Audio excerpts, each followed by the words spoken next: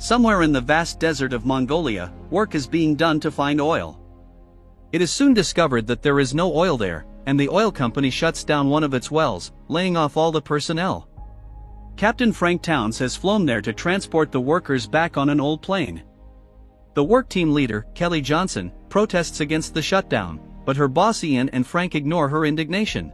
Furthermore, upon returning to Beijing, she will face dismissal for giving the wrong coordinates and thus wasting the company's valuable resources searching for non-existent oil. The team shuts down their equipment and boards the plane. A young man, John, puts on a cap and makes a wish for good luck. There is a disagreement among the common workers regarding the seats. Ian does not want to sit next to the ordinary worker, so he suggests that Alex Rodney move to the back with the other workers. At the last minute before departure, a strange man named Elliot appears at the departure site. Not refusing a ride, Captain Frank agrees to take him out of the desert. Then he and his co-pilot AJ take off with the plane. The passengers chat happily among themselves, sharing photos of their loved ones waiting for them at home. Suddenly, a massive sandstorm sweeps across the desert. AJ anxiously awaits orders from his partner. Frank has no intention of wasting time, as he does not know how long it will take. The captain gives the order to gain altitude to fly above the storm. The passengers are frightened by the sudden ascent, but AJ assures them that everything is under control. However, the scared Elliot appears in the cockpit and says that the plane is too overloaded to fly over the sandstorm. Nevertheless, the overly confident captain ignores his warnings and rudely tells the passenger to leave. As a result, Frank fails to calculate his own abilities and the aircraft's capabilities, leading to disastrous consequences when he encounters the storm. The engines start to fail, and one explodes, causing the pilots to lose complete control of the plane. During the turbulence, AJ collides the hull of the aircraft with a small cliff, and the tail of the plane breaks off. Part of the cargo, along with one of the workers checking that everything was secure, flies out at breakneck speed and fatally crashes to the ground. They make an emergency landing in the middle of the Mongolian desert, causing severe damage to the plane, and most of its components are shattered upon impact. The crew and most of the passengers manage to survive the crash. Frank informs the workers that the radio is broken and communication with the outside world is lost. However, he reassures those present by saying they will be searched for soon since the plane did not arrive at the scheduled refueling point. Meanwhile, the sandstorm completely covers the flying machine. The crew then has no choice but to wait for it to pass before attempting to escape. Ian tries to call someone on the phone, which makes John laugh. The boss irritably blames the boy for the plane crash and says he jinxed them with his ritual. After a while, the storm passes, and the team exits the plane. In honor of the 2 workers who died in the incident, improvised crosses are placed in the desert. The team asks Captain Towns to give a farewell speech, but he cannot find the words because he did not know the men. Elliot is the only one present who realizes that the deaths could have been avoided and is not afraid to sarcastically insinuate this to the pilots.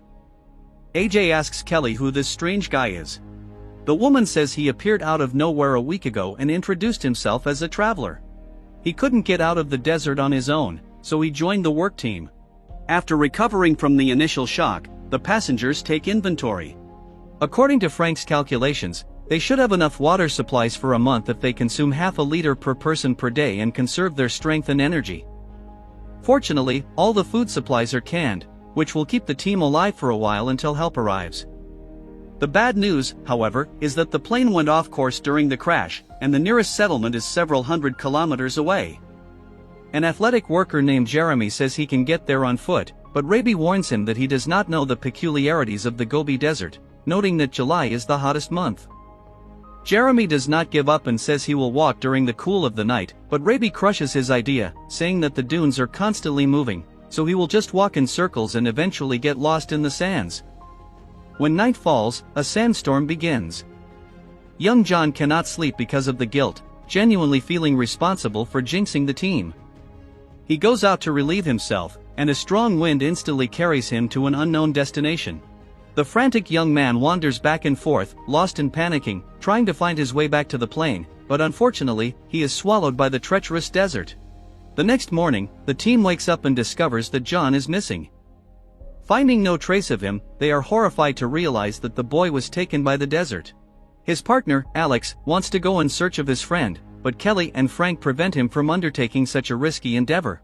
This event makes the passengers fully aware of the dangerous situation they are in.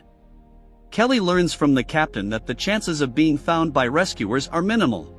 The woman offers to try to find a way out of the desert, but Frank is adamant and says they are in the middle of a desert, without a radio, with very little water and even less food. If they try to leave on foot, they will last about 2 days. Kelly tries to influence the captain, saying that the whole team is counting on him, but he does not want to take responsibility and rudely dismisses her. Meanwhile, the surviving passengers begin to speculate that no one will come to rescue them. Ian is confident that the corporation will rescue them, but Kelly reminds him that they fired dozens of people without remorse after discovering there was no oil in the desert. Considering the profitability of the rescue operation, it is unlikely that the large company will agree to waste its budget on finding a few common workers. Panic sets in among the crew. Ian and another passenger plan to leave, taking a gallon of water with them. The other survivors attack them, trying to stop them, which results in the gallon bursting and the precious liquid spilling onto the sand. Suddenly, Elliot starts whistling, drawing attention to himself. He tells the group that he knows how to get out of the desert. All this time, he has been carefully studying the construction of the plane and concluded that it can be rebuilt. He suggests that the assembled team build a new aircraft with salvaged spare parts. The crew is skeptical, thinking this is not feasible, but Elliot reveals a truth about himself that makes the passengers change their minds. He designed the aircraft. The passengers renew their hopes, but Frank convinces them that they will not survive working under the scorching sun with minimal provisions. He tells everyone to do nothing and conserve their strength until help arrives. Not everyone agrees with this plan, and by dawn, it becomes known that James decided to leave. Kelly plans to go after him, but not wanting to lose another colleague, the captain stops her and reluctantly goes in search of the missing man. Wandering for long hours through the vast desert, he finally arrives at a quarry where he discovers the wreckage of the plane. Among them, he finds the mutilated body of a man, next to which Frank finds bullet casings. James suddenly appears behind the captain and says the victim is one of the passengers who fell from the plane. He must have had an expensive watch on his wrist, which James lost to him in a poker game. Apparently, smugglers visited the crash site and looted it. The men have an honest conversation, and James admits he does not believe in salvation. However, he believes they have a chance to build a plane, they just need to try. But the captain does not want to risk giving people false hope. James says the crew needs something to believe in to keep from going crazy. He says his family is waiting for him at home and he is willing to cross the desert alone to see them again. Frank asks him to return to the group and promises to start building the plane. Initially, the worker does not believe in the captain's sincerity, but then decides to make a bet with him. Meanwhile, everyone at the camp is immersed in sad thoughts, already without hope of seeing the men again. Suddenly, Jeremy notices two silhouettes in the distance, and the passengers joyfully run toward them. Frank announces that they are going to build the plane and asks Elliot to develop a new design. He also tells each passenger to actively participate in the construction process, to which everyone agrees unanimously. At night, the team begins to work, lighting fires and barrels to illuminate everything around. Everyone is full of energy and successfully dismantles the plane. By morning, everyone is very tired and realizes they have drunk twice the amount of water. Construction work is carried out only at night to avoid the heat and save water. On one of those nights, a spark from a bonfire accidentally hits a barrel of gasoline, causing a powerful explosion. This leaves them almost without fuel, and Frank informs them that they will have to work during the day, using more water. The group is not happy with the idea, but productivity in the daylight improves, and construction speeds up. Elliot gives the group the challenging task of joining the two parts of the airplane wing. He entrusts this task to Sammy, who used to work as a cook. Sammy climbs onto the wing to secure the desired piece. During the process, an accident occurs, and the other part of the wing comes loose from its fasteners. The team freezes in horror, thinking the cook is dead, but within seconds Sammy appears smiling, having successfully completed the task. Throughout the construction, the team becomes even more united and finds reasons to rejoice, even in the harsh desert conditions. Only Frank and Elliot continue to argue about deadlines. At night, it starts to rain in the desert, initially pleasing the workers tired of the heat, but the first thunder makes the captain tremble with the imminent danger. The plane is still not grounded, and there is residual fuel inside. If lightning strikes it, there will be an explosion, and they will be stranded in the desert forever. He and two workers pull a roll of metal cable and quickly bury it in the sand. The team takes refuge safely, while the unlucky Elliot cannot get off the plane wing in time. Frank saves the airplane designer at the last minute, jumping to the ground with him. Thanks to the grounding, the plane does not explode. During the next day's work, the team names the new plane Phoenix, symbolizing rebirth from the ashes. Later, Jeremy urgently summons everyone and reports that someone is stealing water. He has been measuring the supplies for days and realizes they are running out very quickly. Elliot admits he is the one drinking the water, justifying his actions by working at night while the others sleep peacefully. Frank attacks the designer, but he reminds them they need his help to finish the plane and get out of the desert. After a hard day's work, Kelly moves away from the team to rest. Suddenly, she hears suspicious noises and discovers a human camp nearby. Kelly immediately informs the team, and Frank and his two workers decide to conduct a reconnaissance mission. After investigating, they discover that some smugglers have set up camp. The men decide to negotiate with them for help. Elliot tries to dissuade them from the endeavor, but once again, his words are ignored. The boss Ian, Jeremy, and Alex head towards the camp, while Frank follows closely behind with a gun. Ian, in broken foreign dialect, tries to explain to the smugglers the purpose of their arrival but does not understand a word of their response. Meanwhile, James follows Frank and shouts upon noticing his watch on one of the smugglers' wrists. The negotiating bandit pulls his weapon and fires. Enraged, Frank immediately shoots the smugglers, but one manages to escape.